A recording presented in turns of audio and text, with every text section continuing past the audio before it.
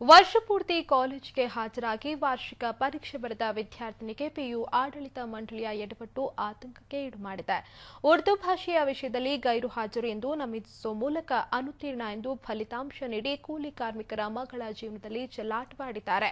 ತುಮಕೂರು ಜಿಲ್ಲೆ ಕೊರಟಗೆರೆ ಪಟ್ಟಣದ ಸರ್ಕಾರಿ ಪದವಿ ಪೂರ್ವ ಕಾಲೇಜಿನಲ್ಲಿ ನೂರ್ ಸಾನಿಯಾ ಎಂಬ ವಿದ್ಯಾರ್ಥಿನಿ 2017ನೇ ಸಾಲಿನ ದ್ವಿತೀಯ ಪಿಯುಸಿ ವಾರ್ಷಿಕ ಪರೀಕ್ಷೆಯಲ್ಲಿ ಪ್ರಥಮ ಭಾಷೆಯಾಗಿ ಉರ್ದು ವಿಷಯವನ್ನು ಅಭ್ಯಾಸ ಮಾಡಿ ಪರೀಕ್ಷೆಗೆ ಹಾಜರಾಗಿದ್ಲು.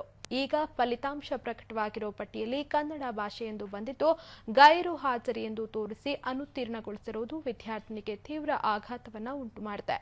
ಮಾರ್ಚ್ 24ರಂದು ನಡೆದ ದ್ವಿತೀಯ ಪಿಯುಸಿ ಉರ್ದು ಪರೀಕ್ಷೆಯಲ್ಲಿ ಹಾಜರಾದರೂ ಸಹ ಫಲಿತಾಂಶದಲ್ಲಿ ಗೈರು ಹಾಜರು ಎಂದು ತೋರಿಸಿದ್ದಾರೆ. ಇನ್ನುಳಿದ ಎಲ್ಲಾ ವಿಷಯದಲ್ಲಿ ತೇರ್ಗಡೆಯಾಗಿದ್ರೂ ಸಹ ನೂರ್ ಸಾನಿಯಾ ತನ್ನ ಮುಂದಿನ ವ್ಯಾಸಂಗಕ್ಕೆ ಹೋಗಲು ಪಿಯು ಮಂಡಳಿಯ ಎಡವಟ್ಟಿನಿಂದ ಮನೆಯಲ್ಲಿರುವಂತಹ ಪರಿಸ್ಥಿತಿ ನಿರ್ಮಾಣವಾಗಿದೆ. ಏನು ಮಾಡ್ತೀಯಪ್ಪ ನೀನು? ಅದೇ ಈ ಥರ ಯಾರಿಗಾದ್ರೂ ದೊಡ್ಡವ್ರಿಗೆ ಕರ್ಕೊಂಡು ಹೋಗ್ರಿ ಅಂತ.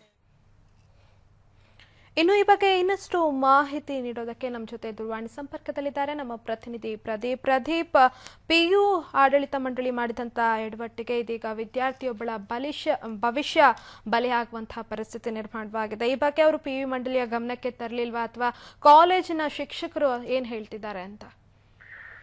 ನವ್ಯ ನೂರ್ ಸಾನಿಯಾ ಎನ್ನುವಂತ ವಿದ್ಯಾರ್ಥಿನಿ ಇದ್ದಾಳೆ. ಈಗೇನು ಪ್ರಥಮ ಭಾಷೆಯಾಗಿ ಉರ್ದುವನ್ನು ಅಭ್ಯಾಸ ಮಾಡಿರ್ತಾಳೆ. ಮೊನ್ನೆ ನಡೆದಂತಹ ದ್ವಿತೀಯ ಪಿಯುಸಿ ಪರೀಕ್ಷೆಯಲ್ಲೂ ಕೂಡ ಆಕೆ ಒಂದು ಎಕ್ಸಾಮ್ ಅನ್ನ ಕೂಡ ಬರೆದು ಬಂದಿರ್ತಾಳೆ. ಆದ್ರೆ ಫಲಿತಾಂಶ ಪ್ರಕಟವಾಗಿರುವ ಒಂದು ಹಿನ್ನೆಲೆ ಏನಿದೆ, ಈ ಒಂದು ಪ್ರಕಟವಾಗಿರುವಂತದ್ರಲ್ಲಿ ಕನ್ನಡ ಭಾಷೆಗೆ ಆಕೆಗೆ ಗೈರಾಗಿದ್ದಾಳೆ. ಹಾಗಾಗಿ ಆಕೆಯನ್ನು ಅನುತ್ತೀರ್ಣಗೊಳಿಸಿದ್ದೇವೆ ಅನ್ನುವಂತ ಒಂದು ರಿಸಲ್ಟ್ ನ ಪಿಯು ಮಂಡಳಿ ಅವರು ಕೊಟ್ಟಿರುವಂತದ್ದು.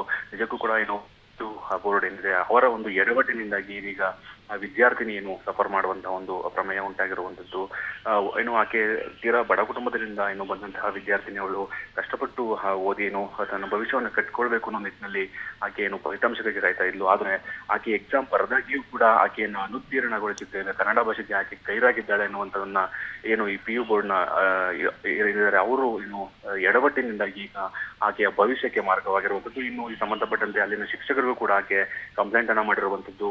ಶಿಕ್ಷಕರು ಏನಂದ್ರೆ ನಮಗೆ ತಿಳಿಯದೇನೋ ಒಂದು ಇದಾಗಿದೆ, ಹಾಗಾಗಿ ನಾವು ಅದನ್ನ ಸರಿಪಡಿಸ್ತೇವೆ ಅನ್ನುವಂತ ಒಂದು ಭರವಸೆಯನ್ನ ನೀಡಿದ್ದಾರೆ ಅನ್ನುವಂತದನ್ನ ಇದೀಗ ಸಾನಿಯಾ ಹೇಳಿರುವಂತದ್ದು. ಪಿಯು ಬೋರ್ಡ್ ಇಂದ ಇಲ್ಲಿ ಇವರು ಮಾಡುವಂತಹ ಒಂದು ಎಡವಟ್ಟುಗಳಿಂದಾಗಿ ಸಾಕಷ್ಟು ಜನ ವಿದ್ಯಾರ್ಥಿಗಳಿಗೆ ತೊಂದರೆ ಆಗುತ್ತೆ. ಇದೀಗ ಈ ಸಾನಿಯಾ ಪ್ರಕರಣವೂ ಕೂಡ ಇದಕ್ಕೆ ಒಂದು ಉದಾಹರಣೆ ಅಂತ ಹೇಳ್ಬೋದು. ನವ್ಯ, ಧನ್ಯವಾದ ಪ್ರದೀಪ್ ನಿಮ್ಮೆಲ್ಲ ಮಾಹಿತಿಗಾಗಿ.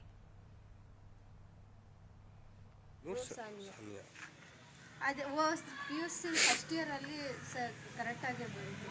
ಇದರಲ್ಲೇನೆ ಸೆಕೆಂಡ್ ಇಯರ್ ಅಲ್ಲಿ ಪುಣೆ ಕಾಲೇಜಲ್ಲಿ ಯಾವ್ಯಾವ ಸಬ್ಜೆಕ್ಟ್ ಬರೆದಿದ್ದಪ್ಪ? Urdu, English, business, economics, accounts ಎಲ್ಲ ಪಾಸ್ ಆಗಿದೆಯಾ? ಎಲ್ಲ ಪಾಸ್ ಇದೆಯಾ? ಎಷ್ಟು ಪರ್ಸೆಂಟ್ ಬಂದಿತ್ತಪ್ಪ?